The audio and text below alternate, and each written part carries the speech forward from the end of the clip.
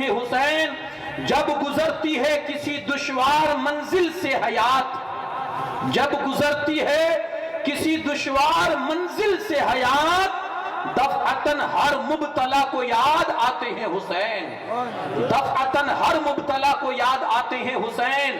محسن انسانیت ہے نونہال مصطفیٰ، محسن انسانیت ہے نونہال مصطفیٰ، ظلم کی ظلمت کو دنیا سے مٹاتے ہیں حسین، ظلم کی ظلمت کو دنیا سے مٹاتے ہیں حسین۔ خاک میں مل جائے گا ایک آن میں تیرا غرور، خاک میں مل جائے گا ایک آن میں تیرا غرور، اے گروہ اشقیاں تشریف لاتے ہیں حسین، اے گروہ اشقیاں تشریف لاتے ہیں حسین۔ کیوں نہ ہوگی ہم گنہگاروں کی بخشش حشر میں، کیوں نہ ہوگی ہم گنہگاروں کی بخشش حشر میں، سر ہتھیلی پر لیے تشریف لاتے ہیں حسین، سر ہتھیلی پر لیے تشریف لاتے ہیں حسین۔ موج کوثر جس پہ قرباں اس مقدس خون سے، موج کوثر جس پہ قرباں اس مقدس خون سے، داستان عشق کو رنگین کرتے ہیں حسین، داستان عشق کو رنگین کرتے ہیں حسین۔ عشق کے آداب دنیا کو سکھاتے ہیں حسین۔ پورا مجمع ایک بار اور جی لگا کر درود پاک پڑھیں، اللہ رب محمد صلی اللہ علیہ وسلم، نحن عباد محمد صلی اللہ علیہ وسلم دائما ابدا ابدا۔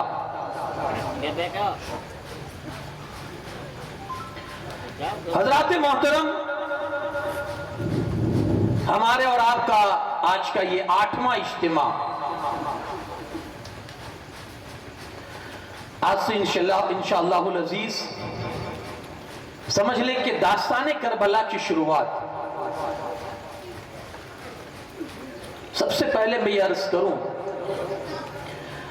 خطبے کے بعد میں نے جو آیت کریمہ آپ کے سامنے پڑھی، اللہ رب العزت ارشاد فرماتا ہے قُلْ لَا أَسْأَلُكُمْ عَلَيْهِ أَجْرًا۔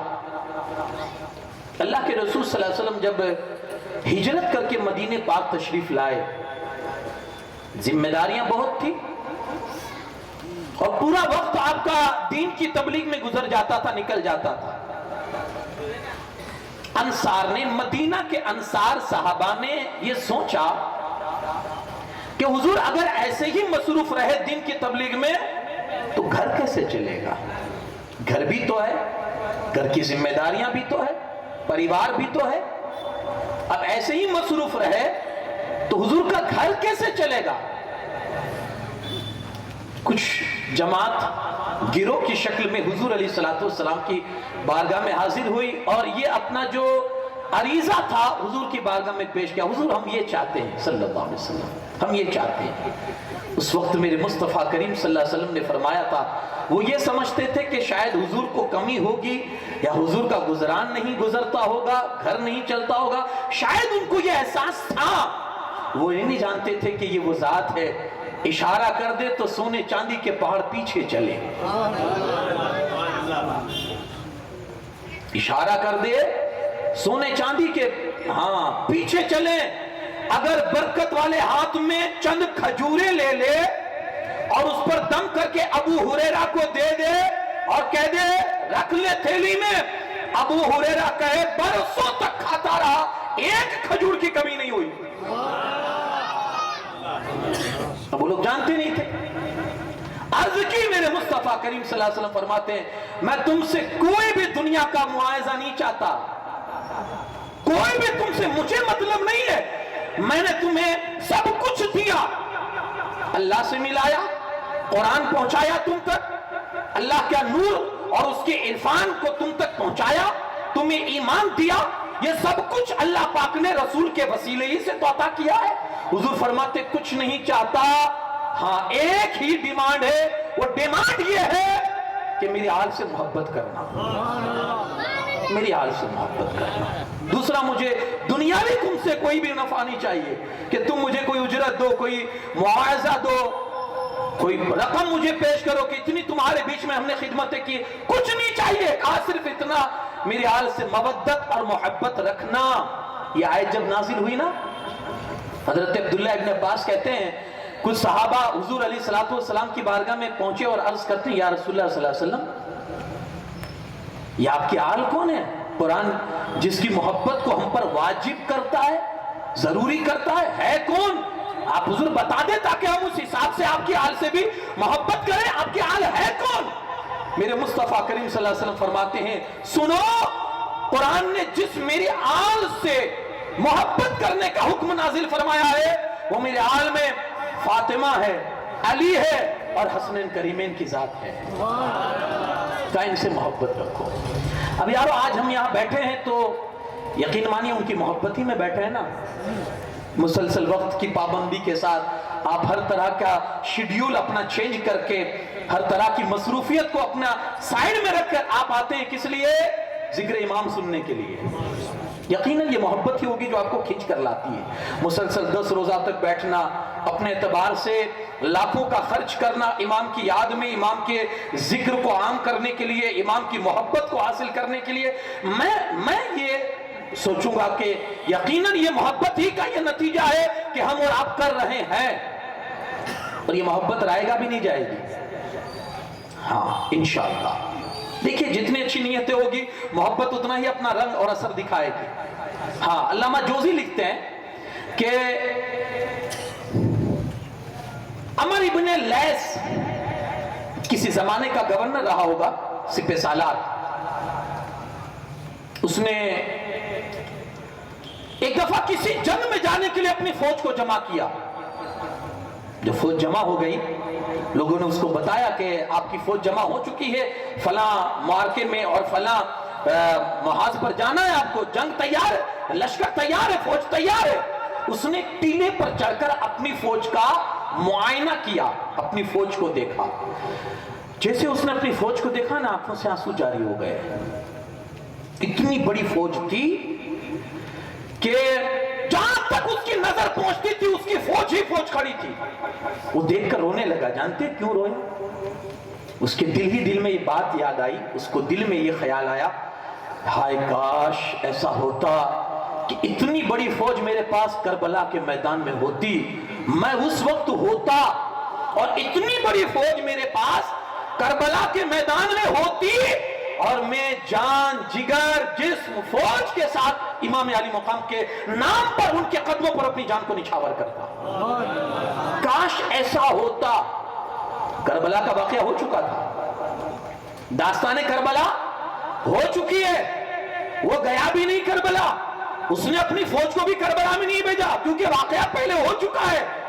کرتا کیا ہے؟ دل میں خیال کرتا ہے۔ اب اس خیال کا آپ اندازہ لگائیں، اہمیت دیکھیں۔ ہمارے مذہب میں یہ ہے نیت المومن خیر من عملی، مومن کی اچھی نیت اس کے عمل سے اچھی ہے۔ اگر آپ صرف اچھی نیت کرو نا تو سمجھ لو اچھی نیت پر بھی اللہ ثواب عطا کرتا ہے۔ یہ تو فائدہ ہے، صرف سوچو اچھی نیت کرو۔ وہ کسی زمانے میں بنی اسرائیل کے دور میں قحط پڑا ہوا تھا، خشک، وہ ہر طرف سوکھا جس کو ہم کہتے ہیں، پتے پتے کے لیے جانور ترسے، پانی کے ایک ایک بوند کے لیے انسانیت ترسے، ایسا ماحول تھا، سوکھا پڑا ہوا تھا۔ ایک بندہ، اس زمانے کا ایک بندہ نکلا ایک جگہ سے تو دیکھا بڑے بڑے دھول کے مٹی کے ڈھیر پڑے ہوئے ہیں، بڑے بڑے مٹی کے ڈھیر۔ اس کے دل میں خیال آیا کاش یہ مٹی کے ڈھیر نہ ہوتے، آٹا ہوتا تو کتنا اچھا ہوتا، میں روٹی بنا بنا کر لوگوں کو کھلاتا، لوگوں کی بھوک مٹاتا۔ سوچا صرف مٹی مٹی ہے، وہ آٹا نہیں بنی، اس نے روٹی بنا کر کسی کو کھلایا بھی نہیں ہے، وہ مٹی مٹی ہے، لیکن دل میں صرف ایک خیال کیا، اس نے ارادہ اچھا کیا۔ جانتے ہو اس زمانے کے نبی کے پاس اللہ کی طرف سے وحی آئی، میرے حبیب جا کر اپنے اس امتی سے کہہ دو تو نے میری مخلوق کے لیے جو اچھا خیال دل میں پیدا کیا، اللہ پاک نے تیرے نامہ اعمال میں اتنی روٹیاں کھلانے کا ثواب عطا فرما دیا۔ روٹی بنی بھی نہیں، آٹا بنا بھی نہیں، مٹی مٹی ہے، خیال، صرف خیال دل میں لایا کہ اچھا ہوتا۔ یارو کبھی کبھی ایسے خیال بھی اچھے امت کے لیے کر لیا کرو، آپ کچھ نہیں بھی کرو گے نامہ اعمال میں نیکیاں لکھی جا چکی ہوگی۔ اب اس نے صرف خیال کیا، کیا؟ کاش اتنی بڑی فوج میرے پاس اس وقت ہوتی اور میں امام کے زمانے میں ہوتا اور اتنی بڑی فوج میرے پاس ہوتی تو میں امام کے قدموں پر اپنی جان نچھاور کر کے ان کے جانثاروں میں اپنا نام لکھوا لیتا۔ رسول اللہ صلی اللہ علیہ وسلم اس زمانے کے ایک ولی کے خواب میں آئے، عمر ابن لیث کے زمانے کے ایک ولی کے خواب میں حضور آئے اور اللہ کے رسول صلی اللہ علیہ وسلم نے خواب میں آ کر فرمایا عمر ابن لیث سے جا کر کہہ دو اس کا جو دل میں خیال آیا نا اس کے خیال کو ہم جانتے ہیں، جو دل میں خیال کیا ہے ہم نے سب جان لیا، اس کے ارادے کو بھی جان لیا، اس کی محبتوں کو بھی جان لیا، میں نے اس کی محبت کو قبول کر لیا اور اللہ پاک نے اس کی محبت کا صلہ اسے عطا فرما دیا، کر دیا، اللہ نے دے دیا۔ کیا ملا معلوم ہے آپ کو؟ صلہ۔ ہاں یارو بہت بڑا صلہ ہے اگر ہم اس کو محسوس کریں، بہت بڑا صلہ ہے۔ اس کے مرنے کے بعد عمر ابن لیث کے مرنے کے بعد کسی نے خواب میں اس کو پوچھا ما فعل اللہ بک، اللہ نے تیرے ساتھ کیا معاملہ کیا؟ کہا بخش دیا، بخش دیا۔ کہا کس وجہ سے؟ کہا میں نے جو امام سے وہ محبت ظاہر کی تھی نا اللہ پاک نے اس کے عوض میں میری مغفرت فرما دی۔ اس محبت، خالی محبت ظاہر کی تھی۔ ہم بھی تو کر سکتے ہیں نا، کیسے؟ نماز چھوڑ کے نہیں، ہاں وہ تو میں نے مسلسل کئی سالوں تک آپ کو کہا وہ جھوٹی محبت ہے، جو نماز کو فارغ کر دے، نماز کو الگ کر دے اور حسینیت کا دعویٰ کرے، وہ جھوٹی محبت ہے۔ محبت یہ نہیں ہے۔ ہاں امام کی محبت یہ ہے کوئی ارادہ کر لے کہ جیسے میرے امام نے کنبے پر کو شہید کر دیا، کس لیے؟ دین کی سربلندی کے لیے، ہم بھی جیتے جی یہ کوشش کریں گے کہ ہمارا اسلام کبھی جھکنے نہ پائے، ہم کوشش یہ کریں گے ہر محاذ پر دین کو سربلندی حاصل ہو جائے۔ آپ کی آواز میں دم نہیں ہے؟ ہاں کس کے لیے؟ کوشش یہ کریں ہمارا دین اونچے ہو جائے۔ یارو اونچا ہی رہے گا، دین تیری محنتوں کا محتاج نہیں ہے، قدرت نے اسلام میں یہ لچک دی ہے، لوگ جتنا دبائیں گے اسلام اتنا ہی ابھرے گا۔ یہ تمہارا محتاج نہیں ہے، تمہارے نعروں کا دین محتاج نہیں ہے، تمہاری نمازوں کا دین محتاج نہیں ہے، اللہ پاک نے اسے یہ شان بخشی ہے، تم نہ بھی عمل کرو، اللہ تمہیں مٹا کر کوئی ایک اور قوم لائے گا جو دین کی سربلندی کے لیے سر کٹائیں گے اور امام حسین کے سچے غلاموں میں اپنا نام لکھوائیں گے۔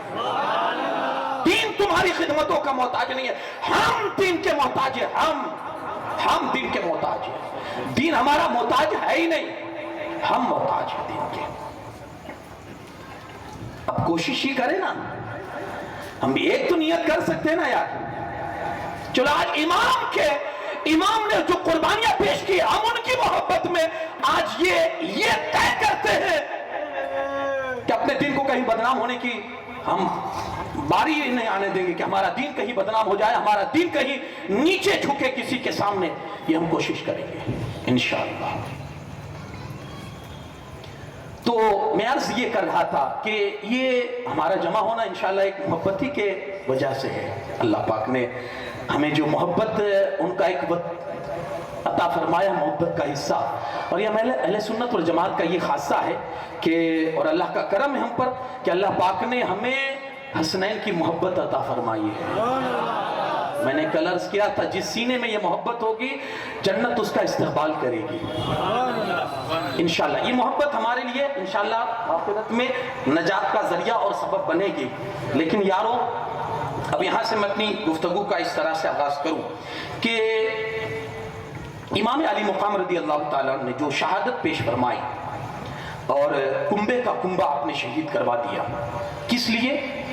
دین اسلام کی سربلندی کے لیے، رسول اللہ کے دین کی ناموس کی خاطر اور تحفظ کی خاطر، حضور کی سنت کو زندہ کرنے کی خاطر امام علی مقام نے یہ شہادت پیش فرمائی۔ دیکھیے اللہ پاک نے رسول اللہ صلی اللہ علیہ وسلم کو ہر وہ کمال و خوبی عطا فرمائی جو دوسرے نبیوں کو عطا فرمائی ہے نا، بلکہ آپ یہ کہیے کہ سارے نبیوں کے کمالات اللہ نے ایک ذات محمد میں جمع فرما دیے صلی اللہ علیہ وسلم، ایک ذات میں اللہ نے جمع فرما دیے سارے کمالات۔ اللہ نے خلافت عطا فرمائی، جیسے آدم اور حضرت داؤد کو خلافت دی۔ اللہ نے حکومت و فرما روائی عطا فرمائی اپنے حبیب کو، جیسا سلیمان کو عطا فرمائی تھی۔ اللہ پاک نے حسن و جمال جیسے یوسف کو عطا فرمایا تھا، میرے مصطفیٰ کو حسن و جمال کا پیکر بنایا۔ اللہ پاک نے حضرت موسیٰ علیہ السلام کو جو شرف ہم کلامی عطا فرمایا، تو ہمارے رسول کو بھی معراج میں بلا کر شرف ہم کلامی سے شرف یا فرمایا۔ جیسے اللہ تعالیٰ نے نوح علیہ السلام کو شکر گزاری کی صفت عطا فرمائی، ہمارے مصطفیٰ کو بھی عطا فرمائی۔ یعنی سارے نبیوں کو جو ایک ایک جو خوبیاں اللہ نے عطا فرمائی تھی، وہ ساری خوبیاں جمع کرا کے اللہ نے ذات محمد میں جمع فرما دی۔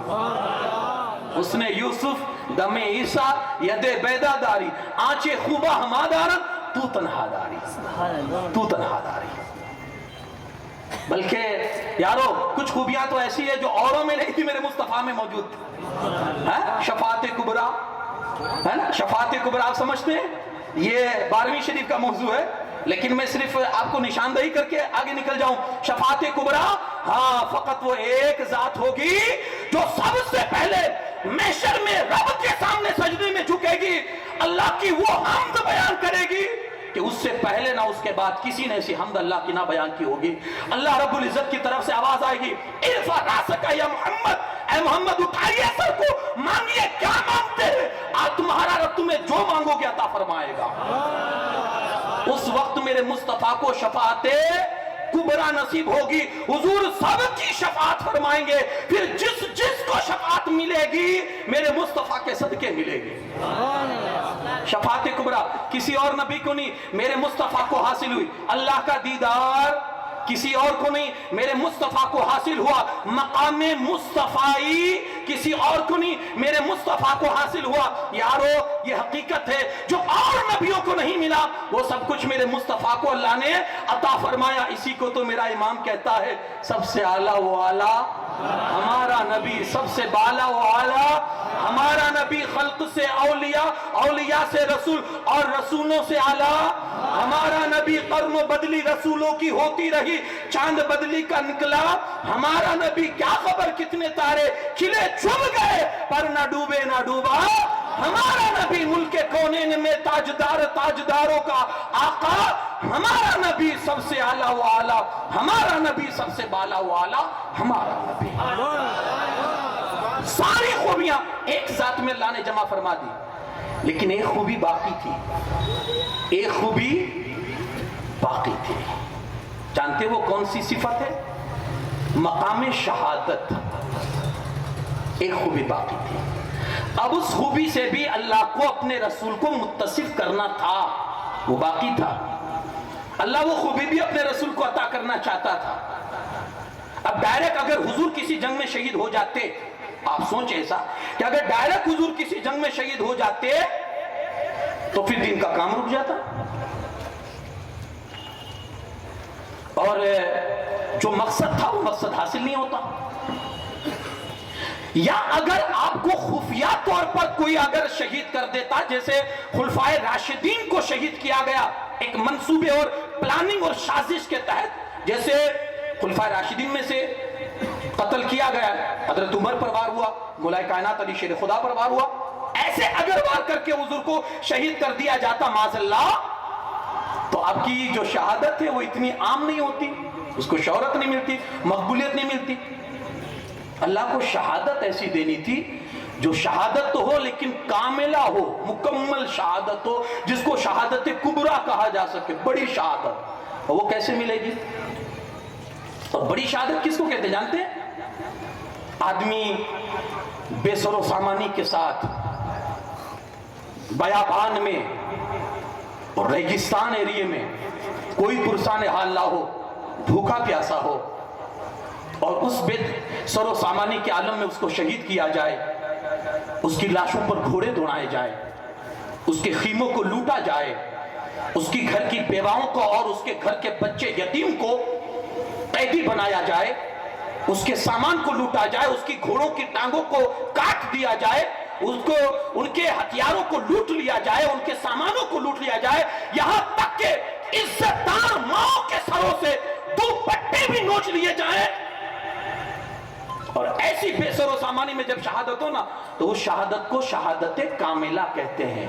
اللہ وہی شہادت اپنے رسول کو دینا چاہتا تھا، لیکن رکاوٹ بھی تھی کیا کہ اگر حضور اپنے زمانے میں جنگوں میں شہید ہو جاتے تو پھر دین کا کام میں خلل ہوتا، اس لیے شروعات کب ہوئی شہادت کی؟ جیسے خلفائے راشدین کا زمانہ ختم ہوا، خلفائے راشدین کا جیسے زمانہ ختم ہوا ڈائریکٹ اس کے بعد یہ شہادت آ گئی، جس کو شہادت آپ عظمیٰ یا کبریٰ کہیے۔ اچھا، خلافت راشدہ کا زمانہ کتنا ہے؟ حضرت عمر، حضرت صدیق اکبر، عمر فاروق اعظم، عثمان غنی، مولا کائنات رضی اللہ تعالیٰ عنہ۔ اس کے بعد 6 مہینے حضرت یا 5 مہینے امام حسن مجتبی رضی اللہ تعالیٰ عنہ۔ یہاں خلافت ختم ہوئی، خلافت راشدہ یہاں ختم ہو گئی۔ حضور علیہ السلام ایک حدیث میں فرماتے ہیں میرے بعد خلافت 30 سال چلے گی۔ آپ سروے کر لیں، آپ کاؤنٹ کر لیں تو آپ کو اندازہ ہو جائے گا کہ چاروں خلفاء اور امام حسن کی خلافت، یہ سب کو اگر آپ کاؤنٹ کریں گے تو 30 سال کمپلیٹ ہو جاتے ہیں۔ حضور نے فرمایا یہ خلافت راشدہ یہاں ختم ہو گئی، 30 سال۔ جسٹ اس کے فوراً بعد حضرت امام حسن کی شہادت آتی ہے۔ دیکھیں اللہ کو کیسا منظور ہے۔ اچھا، شہادت کے لیے چنا بھی کس کو اللہ نے؟ چنا بھی کس کو؟ جو رسول اللہ صلی اللہ علیہ وسلم فرماتے ہیں وہ میرے نواسے نہیں، میرے بیٹے ہیں۔ اور اللہ پاک نے ان کی جو پیدائش فرمائی، آپ دیکھیں پیدائش بھی کیسے کی۔ صحابہ کہتے ہیں جب دونوں شکلوں کو آپ ایک ساتھ جمع کر دو نا تو دونوں شکلوں میں مصطفیٰ کی شکل نظر آتی تھی۔ اللہ نے شہادت بھی کن سے لے لی؟ جو شکل مصطفیٰ تھے۔ اللہ اکبر۔ ہاں، امام حسن سر سے سینے تک اور امام حسین سینے سے پیروں تک مصطفیٰ کی شکل تھے، معدوم نہ تھا۔ میرا امام کہتے ہیں معدوم نہ تھا، سایہ ساہے سقلے، اس نور کی جلوہ گاتی ذات حسنین، تمثیل نے اس نور کے 2 حصے کیے، آدھے سے حسن بنے آدھے سے حسین۔ وہ نور ہی تھا کہ جس کی شکل تھی امام حسن اور امام حسین، اللہ نے انہی سے شہادت لی۔ ہاں، وہ سمجھ لو شکل مصطفیٰ تھی اور اللہ نے انہی سے شہادت۔ ایک مقام رسول اللہ کا باقی تھا مقام شہادت، اللہ پاک نے رسول کے بیٹوں سے وہ مقام لے کر اپنے مصطفیٰ کو عطا فرما دیا۔ اس طرح سے میرے مصطفیٰ کو مقام شہادت بھی نصیب ہوگا۔ اچھا، شہادت 2 طرح کی ہوتی ہے۔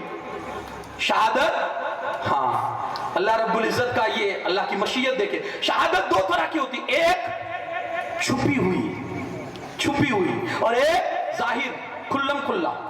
اب آپ دونوں دیکھیں، دونوں شہادت ان دونوں بیٹوں میں موجود ہے۔ ہاں، چھپی ہوئی شہادت آپ دیکھیں گے، چھپی ہوئی شہادت تو یہ امام حسن مجتبی میں ہے۔ چھپی ہوئی شہادت کہاں ہے؟ امام حسن مجتبی میں۔ آپ نے سنا ہے کہ حضرت امام حسن مجتبی کے شہادت سے پہلے، آپ کے شہید ہونے سے پہلے رسول اللہ نے عام کر دیا ہو کہ میرا حسن شہید ہونے والا ہے، میرا حسن شہید ہونے والا ہے؟ آپ نے سنا؟ نہیں، چھپی ہوئی تھی شہادت۔ شہادت بالکل چھپی ہوئی تھی، کوئی چرچا نہیں تھا امام حسن کی شہادت کا۔ اکا دکا اگر کہیں امام حسین کی شہادت کی بات آ جائے اور وہاں رسول اللہ نے بیان کر دیا تو الگ بات ہے، ورنہ امام حسن کی شہادت کا کوئی تذکرہ تھا ہی نہیں کبھی، کیونکہ چھپی ہوئی تھی۔ بلکہ حد تو یہ ہے کہ جس نے زہر دیا اس کا بھی پتہ نہیں چلا، اور امام سے جب پوچھا تو آپ نے بھی وہ چھپا ہی رکھا، کہا رہنے دو، اللہ پر چھوڑ دو، وہ منتقم حقیقی ہے، وہ جائے گا بدلہ اچھا لے گا، ہمیں کوئی مطلب نہیں ہے، ہم اللہ کی ذات پر چھوڑتے۔ آپ نے بھی چھپایا، کیوں؟ شہادت چھپی ہوئی تھی۔ ایک شہادت چھپی ہوئی ہوتی ہے جو امام حسن مجتبی کی شہادت تھی، نہ حضور نے کبھی ڈکلیئر کیا، نہ امیر المومنین مولا کائنات نے کبھی ڈکلیئر کیا کہ میرا بیٹا حسن شہید کیا جائے گا اور اس کی شہادت چھپی ہوئی شہادت ہوگی، کسی نے ڈکلیئر نہیں کیا۔ نہ حدیثوں سے یہ پروف ہوتا ہے، کیوں؟ کیونکہ یہ شہادت چھپی ہوئی تھی اور اللہ کی مرضی یہی تھی کہ دونوں بیٹوں میں 2 شہادتوں کو دکھانا تھا۔ ایک شہادت امام حسن کی شکل میں چھپی ہوئی شہادت اپنے رسول کو عطا کر دی، اور دوسری شہادت دیکھیے ظاہر کھلم کھلا شہادت، کھلم کھلا شہادت۔ یہ شہادت کس کی ہے؟ وہ ہمارے اور تمہارے امام علی مقام والا جدی علیہ السلام امام حسین پاک کی شہادت ہے۔ کب سے چرچا تھا؟ آپ کی شہادت کا چرچا کب سے تھا؟ آپ پڑھیے تو آپ کو پتا چلے گا کہ حضور علیہ الصلوۃ والسلام بچپن میں کھلاتے تھے اپنی گود میں بٹھا کر، اسی وقت فرشتے آ کر کہتے تھے یا رسول اللہ جس کو اتنا پیار کرتے ہو نا یہ میدان کرب و بلا میں پیاسا شہید کیا جائے گا۔ ابھی عمر کتنی ہے؟ 3 سال 4 سال 5 سال، اسی عمر میں فرشتے آ کر بتا رہے ہیں یہ شعرا ہے، شہادت کا چرچا ہے۔ کیوں؟ کھلم کھلا شہادت تھی۔ مولا علی کرم اللہ تعالی وجہ الکریم صفین کے دورے پر جب تھے اور کربلا کے میدان سے گزرنے لگے، آپ نے فرمایا یہی وہ جگہ ہے جہاں اہل بیت کے خانوادے کے ساتھ ظلم ہوگا، یہاں خیمے ہوں گے، یہاں میرے بیٹے کو شہید کیا جائے گا۔ ابھی شہید نہیں ہوئے، کربلا ہوئی نہیں ہے، چرچا ہے، شہرا ہے، شہرت عام ہے۔ کیوں؟ یہ شہادت کون سی تھی؟ کھلم کھلا شہادت تھی۔ شہادت 2 طرح کی ہوتی ہے، ایک چھپی ہوئی جو اللہ پاک نے امام حسن کی ذات میں دکھا دی اور اس ذات کو خاص کر دیا، شہادت چھپی ہوئی سری شہادت کے ساتھ امام حسن کو خاص کیا، اور جہری شہادت کے ساتھ امام علی مقام امام حسین کو خاص کیا، چرچے کے ساتھ۔ تو یہ دونوں قسم جو شہادت کی ہے اللہ پاک نے دونوں شہزادوں کے اندر جمع کر کے ایک بڑی شہادت جس سے بنتی تھی، اللہ پاک نے وہ شہادت اپنے حبیب جناب محمد رسول اللہ صلی اللہ علیہ وسلم کو عطا فرما دی۔ اور اس طرح سے کمال و خوبیاں جتنی اللہ نے عطا فرمائی تھی اس میں ایک کمی تھی، شاہ عبدالعزیز محدث دہلوی لکھتے ہیں جو ایک وصف کی کمی تھی شہادت کی، وہ مقام و مرتبہ بھی حسنین کے وسیلے سے اللہ پاک نے اپنے حبیب کو عطا فرما دیا۔ نبی کی ذات کو مطلب وہ مقام بھی مل گیا، کس کے واسطے سے؟ حسنین کریمین کے واسطے سے۔ خود کے بیٹے تھے اور رسول اللہ نے خود ان کو پالا تھا، پرورش فرمائی تھی۔ بلکہ یارو بڑی پیاری حدیث سنی یار، محبت آپ بھی اپنی اولاد سے کرتے ہوں گے، جو آپ کو بہت محبت محبوب ہوگا، پسند ہوگا، اس سے آپ نے بھی محبت کی ہوگی۔ میرے رسول اللہ کی محبت کا نرالا انداز تو دیکھو، لکھنے والوں نے لکھا ہے، راویوں نے، میرے حبیب صلی اللہ علیہ وسلم رسول اللہ جب امام حسین کی زبان کو جب چوستے تھے تو ایسے چوستے تھے جیسے کوئی میٹھی کھجور کو چوسا کرتا ہے۔ ہاں یارو کیا ذات تھی، وہ ایسے نہیں چوستے تھے یارو، کیونکہ وہ شریر، وہ پورا جسم، وہ پورا وجود جو کچھ بھی تھا وہ اگر امام کی زبان میں سمجھنا ہے تو تیری نسل پاک میں ہے، بچہ بچہ نور کا، تو ہے عین نور، تیرا سب گھرانہ نور۔ ایسی محبت فرماتی تھی، تو نور ہی تھے وہ۔ اب نور والوں کے ہاں نور کی کیا کمی ہے؟ میں نے ایک روایت یہ بھی پڑھی امام حسین سے، اللہ پاک نے اتنی خوبصورتی اور اتنا حسن عطا فرمایا تھا امام حسین کو، اتنی خوبصورتی اور اتنا حسن عطا فرمایا تھا، ان کے گالوں سے اتنی روشنی نکلتی تھی اور ان کی پیشانیوں سے اتنی روشنی نکلتی تھی، لکھنے والے لکھتے ہیں کہ اگر کسی اندھیرے میں امام حسین کھڑے ہو جاتے تھے نا تو ان کی پیشانی اور ان کے گالوں کی چمک سے اطراف میں سارا ارد گرد منور ہو جاتا تھا۔ یہ نور تھا، یہ حسن تھا امام علی مقام رضی اللہ تعالیٰ عنہ کا۔ اب یہ شہادت جو اللہ پاک نے اپنے حبیب کو مقام شہادت نصیب فرمایا امام حسین اور امام حسن کے ذریعے سے، یہ شہادت کون سی ہے؟ آئیے اب اس کو پڑھتے ہیں، یہ شہادت کون سی ہے؟ حضرت سیدنا صدیق اکبر رضی اللہ تعالیٰ حضور علیہ السلام کے پردہ فرما جانے کے بعد ایک سب سے بڑا اہم جو مسلمانوں کے لیے ذمہ داری سامنے آتی ہے، اب مسلمانوں کی باغ ڈور کون سنبھالے؟ اختلافات ہوئے، میٹنگیں ہوئی، مشورے ہوئے، سب نے ایک جا ہو کر یہ کہا کہ رسول اللہ صلی اللہ علیہ وسلم، جس میں مولا کائنات علی شیر خدا بھی تھے، حضور مولا علی سے کسی نے پوچھا کہ آپ نے حضرت ابو بکر کو خلیفہ چن لیا، آپ نے تسلیم کر لیا، آپ نے بھی قبول کر لیا، حالانکہ آپ رسول اللہ سے نزدیک قریب ہے؟ آپ نے فرمایا لوگوں سنو، جس رسول نے صدیق اکبر کو ہماری دین کا امام چن لیا، ہم نے اسی ابو بکر کو اپنی دنیا کا بھی امام چن لیا۔ ججمنٹ والا فیصلہ، مطلب فیصلہ ایسا کہ انگلی رکھنے کی بھی کسی کو جگہ نہ ہو۔ کہا رسول اللہ نے جب قبول کر لیا ہمارے دین کے لیے، جس کو، کیونکہ حضور نے جیتے جی حضرت ابو بکر کو حکم دیا تھا نا کہ ابو بکر سے کون نماز پڑھا ہے، 17 وقت کی نماز سیدنا صدیق اکبر نے رسول اللہ کی حیات مبارکہ، حضور جب بقید حیات تھے سیدنا صدیق اکبر نے 17 وقت کی نماز پڑھائی، 17 وقت کی نماز۔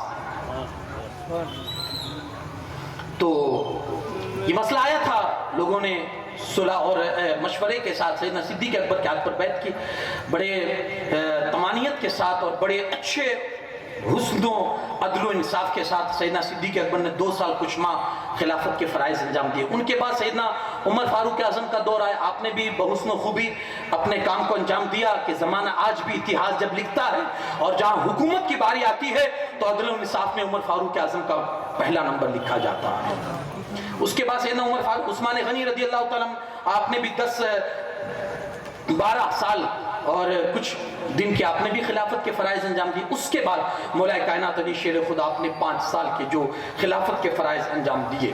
اب اس کے بعد سیدنا امام حسن مجتبی 5 یا 6 مہینے آپ نے خلافت کے فرائض انجام دیے، 6 مہینے۔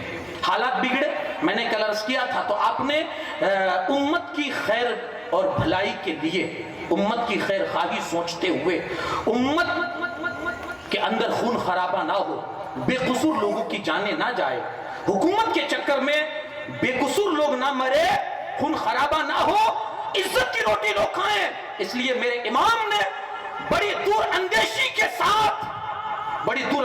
ساتھ اور سمجھداری کا ثبوت دیتے ہوئے میرے امام نے کیا کیا؟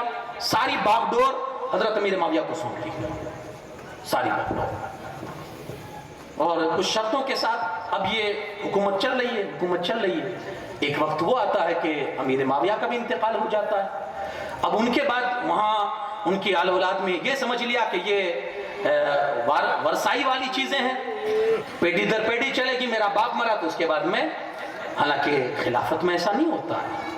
ہاں، وہاں تو مسلمان، عام مسلمان کا ایک گروہ، اور گروپ جب جس پر متفق ہو کر فیصلہ کرے، جو اس میں صالحین ہو وہ فیصلہ کرے، اس پر ڈیپینڈ ہوتا ہے۔ لیکن یہاں معاملہ بادشاہی کا آ چکا تھا کہ باپ کے بعد بیٹا بادشاہ، بیٹے کے بعد اس کا بیٹا بادشاہ۔ تو یزید امیر معاویہ کے وصال کے بعد تخت نشین ہوا۔ اچھا، اس کے تاریخوں میں یہ بھی لکھا ہے، کتابوں میں لکھنے والوں نے، اب حقانیت کہاں تک ہے، سچائی کہاں تک ہے، یہ لکھنے والا جانے، اللہ جانے، کہ امیر معاویہ نے وصال کے وقت بیٹے یزید کو بلایا، بیٹا دیکھ، حکومت تو میں تیرے ہاتھ میں سونپ رہا ہوں، لیکن امام حسین کے معاملے میں بڑا تو احتیاط برتنا، بڑی احتیاط برتنا، جب بھی ان کی شان میں گستاخی نہ ہونے پائے، وہ رسول اللہ کے بیٹے ہیں، اور میں خود ان کا احترام کرتا تھا، انہیں کسی قسم کی کوئی کمی میں نے اپنی زندگی میں ہونے نہیں دی ہے۔ بیٹا اگر وہ مانگے نا تو انہیں کا حق ہے، یہ ساری چیزیں ان کو دے دینا، اور اگر تقاضا نہ کرے تو تو کرنا، لیکن انصاف کے ساتھ یہ اپنی حکومت کو چلانا۔ بہت ساری نصیحتیں تھی، وصیتیں تھی جو ایک باپ نے اپنے بیٹے کو کی، لیکن وہ پہلے سے ہی اس فیلڈ سے بالکل الگ تھا۔ لوگوں کا جو اس کے بارے میں جو رجحان تھا کہ بھائی وہ فاسق تھا، فاجر تھا اور شرابی تھا، زانی تک لوگوں نے اس کو لکھا ہے، اور کیسا زانی، کرتا بھی تھا کرواتا بھی تھا زنا۔ پڑھیے مدینہ کا اتہاس، کربلا کے واقعہ کے بعد اس نے مدینہ پر کیا ظلم ڈھائے ہیں۔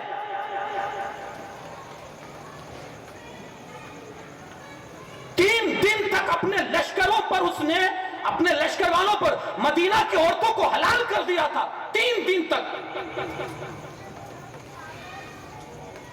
وہ زنا جس کی اسلام نے مذمت بیان کی ہے، قرآن جس کی برائی بیان کرتا ہے، اور اتنا بڑا گناہ ہے، اس گناہ کو وہ رواج دینے والا تھا، ایسے کردار کا وہ حامل تھا یزید۔ اب وہ تخت نشین ہوا، جیسے وہ تخت نشین ہوا نا، اس کی سب سے پہلی فکر یہ ہوئی کہ سارے جتنے بھی گورنر تھے اس کے باپ حضرت امیر معاویہ کے بنا ہوئے، سب کے پاس اس نے لیٹر بھیجا کہ میرے نام کی بیعت لینا شروع کرو، میں اب بادشاہ بناؤں، میرے نام کی بیعت لینا شروع کرو۔ اب چاروں طرف سے بیعت لینی شروع ہو گئے۔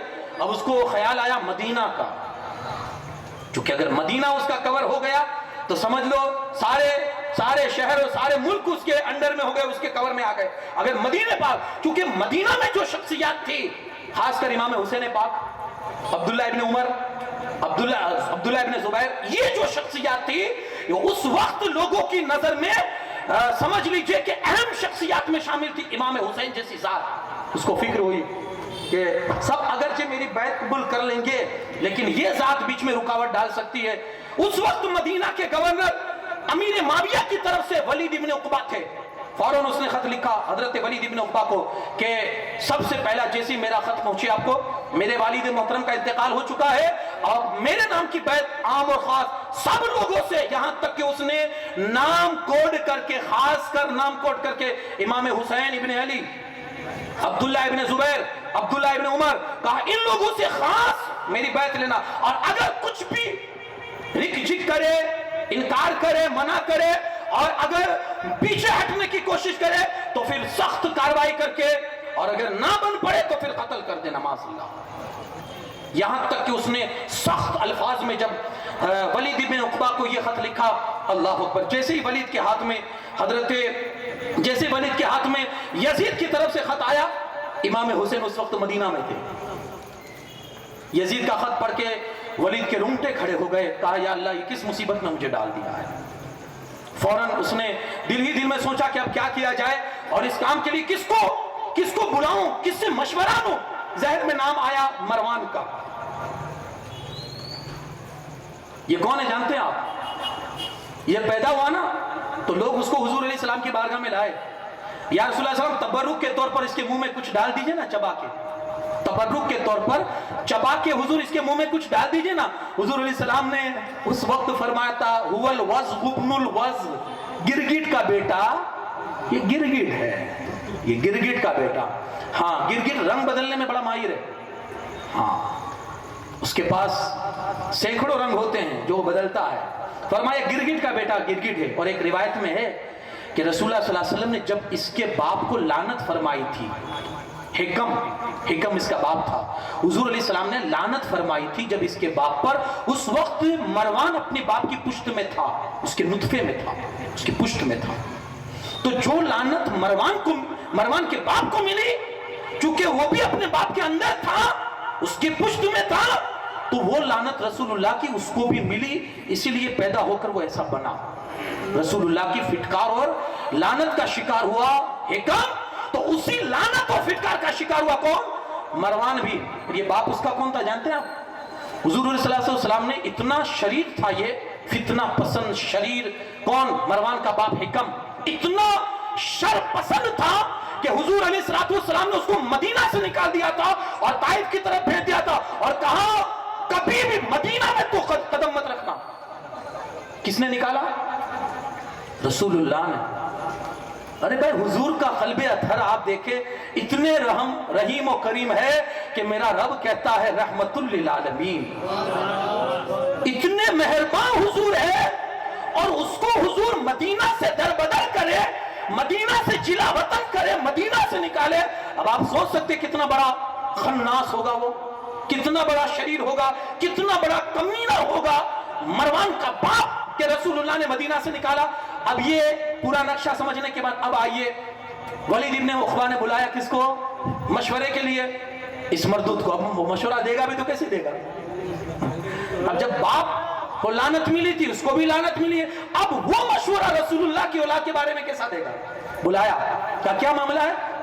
کہا کہ یزید کا انتقال ہو چکا ہے، یہ قاصد آیا ہے لیٹر لے کر، اور سب سے بیعت لینے کا معاملہ ہے جس میں امام حسین بھی ہے، عبداللہ ابن زبیر بھی ہے، عبداللہ ابن عمر بھی ہے. کیا کیا جائے؟ تو کہا اس میں سوچنا کیا، سب کو بلاؤ اور بلانے کے بعد ان کے سامنے یزید کا یہ لیٹر رکھو. اگر وہ قبول کرتے ٹھیک ہے، نہیں کرتے مار ڈالو ان کو. اس میں سوچنا کیا ہے؟ بلی تھوڑی دیر سوچتا رہا، دل ہی دل میں سوچتا ہے کہ یار یہ نکمہ تو میری ہی آخرت خراب کرنے کے لیے تلا ہوا ہے. کچھ بولا نہیں. آپ نے کہا ٹھیک ہے. امام حسین کو آپ نے بلایا. ولید ابن عقبہ نے، تھوڑا وہ انصاف پسند آدمی تھا اور اہل بیت سے محبت کرنے والا تھا ولید ابن عقبہ. امام علی مقام کی بارگاہ میں قاصد بھیجا، حضور تشریف لائیں، تھوڑا ارجنٹ کام ہے، ایمرجنسی میں آپ کو میں نے آپ کو بلایا. امام علی مقام تشریف لائے، اکیلے نہیں آئے کیونکہ امام علی مقام کو پتا چل چکا تھا کہ امیر معاویہ کا انتقال ہو چکا ہے، معاملہ سنگین ہے. امام جانتے تھے. ارے بھائی جو بچپن میں لوہے محفوظ کو پڑھتا ہو تو 55 میں کیا حال ہوگا. جب شہادت ہوئی نا تو میرے امام کی عمر تھی 56 سال 5 مہینے 5 دن 56 سال 5 مہینے 5 دن. بچپن میں جو نیچے سے زمین سے کھڑے ہو کر جو لوہے محفوظ کو پڑھتے ہو تو 56 میں ان کی حالت کیا ہوگی؟ پھر کیا چھپانا ہوگا؟